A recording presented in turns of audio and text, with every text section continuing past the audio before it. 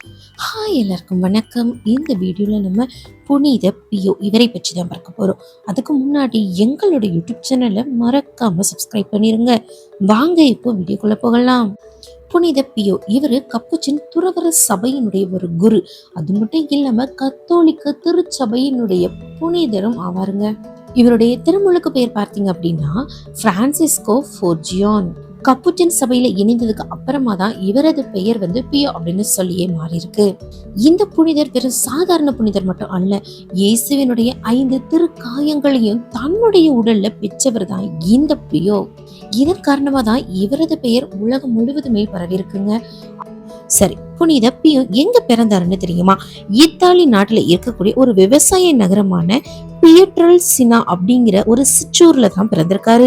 இவரது பெற்றோர் கிராசியோ மரிய போர்ஜியோன் மற்றும் மரிய கியூ செப்பா டி நுன்சியோ.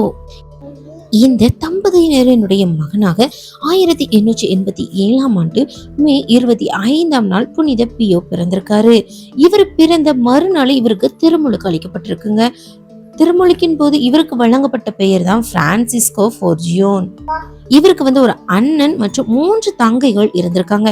இவரது குடும்பம் விவசாயம் செஞ்சுதான் வாழ்ந்துட்டு வந்திருக்கு.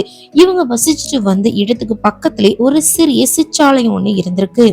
இவரது குடும்பத்துல இருக்கக்கூடிய எல்லாருமே தினந்தோறும் திருப்பலியில பங்கேற்கக்கூடியவங்களாம். அது மட்டும் இல்லாம இரவுல மறவாமல் குடும்ப ஜெபமால ஜெபிச்சுட்டு தான் உறங்குவாங்களாம்.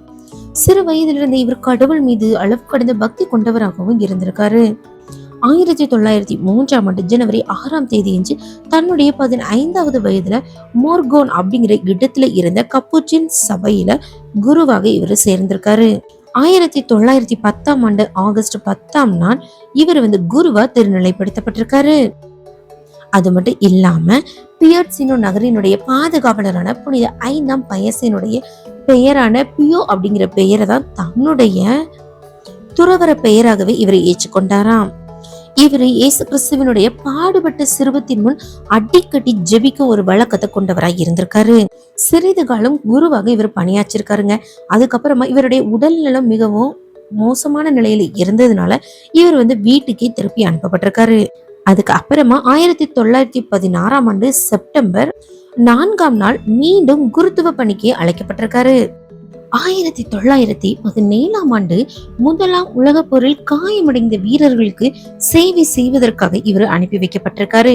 ஆனா அந்த சமயத்திலேயும் இவருக்கு உடல்நலம் கொஞ்சம் சரியில்லாத காரணத்தினால மருத்துவமனையில அனுமதிக்கப்பட்டாராம்.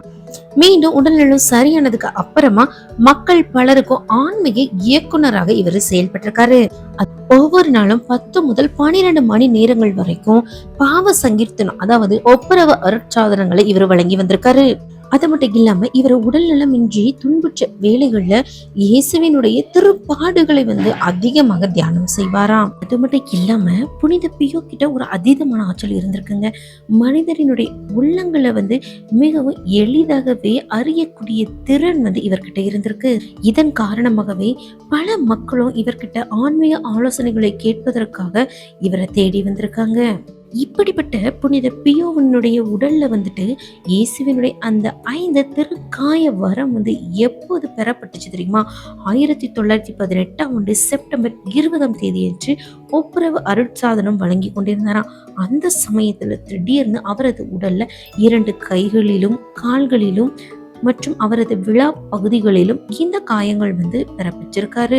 ஆனா அதிசயம் என்ன அப்படின்னா, அந்த காயங்களில் இருந்து வழிந்தோடிய அந்த இரத்தங்கள் கொஞ்சம் கூட துர்நாற்றத்தை வீசவே இல்லையாங்க, நறுமணத்தை பரப்பியதாம். இந்த திருக்காயங்களை இவரது உடல்ல பெற்ற அந்த நாட்கள்ல இருந்துட்டு இவரு இறக்கக்கூடிய அந்த தருவாய் வரைக்கும் இந்த காயங்களை அவரது உடல்ல இவரு சுமந்திருக்காருங்க. அது மட்டும் இல்லாம இயேசு எந்த விதமான மரண வேதனைகளை அனுபவிச்சிருப்பாரோ அதே அளவிற்கான வேதனைகளையும் இவரும் பெற்றதாக சொல்லியிருக்காருங்க. சில மருத்துவர்கள் இவருடைய இந்த திருக்காயங்களை ஆராய்ச்சி செய்து பார்த்துட்டு இது இவருடைய புனித தன்மைக்கு கிடைத்த ஒரு பரிசு அப்படின்னு சொல்லியிருக்காங்க.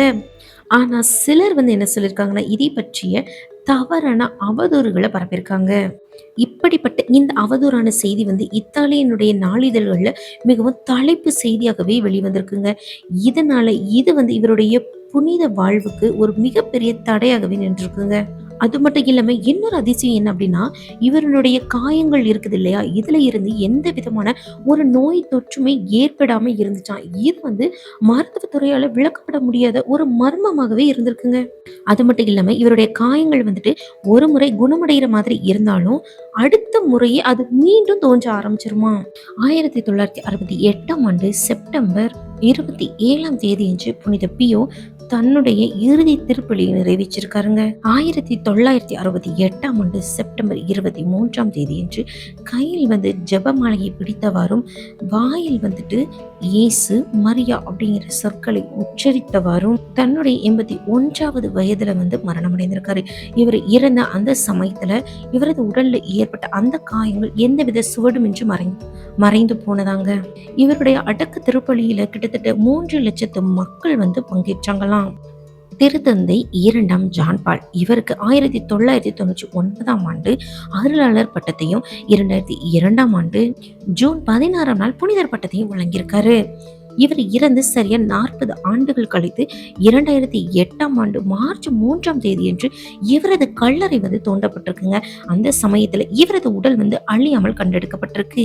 இவரது இந்த அழிய உடல் சான் ஜியோவானி ரொட்டென்டோ அருகில் உள்ள புனித பியோ ஆலயத்துல வைக்கப்பட்டிருக்கான்.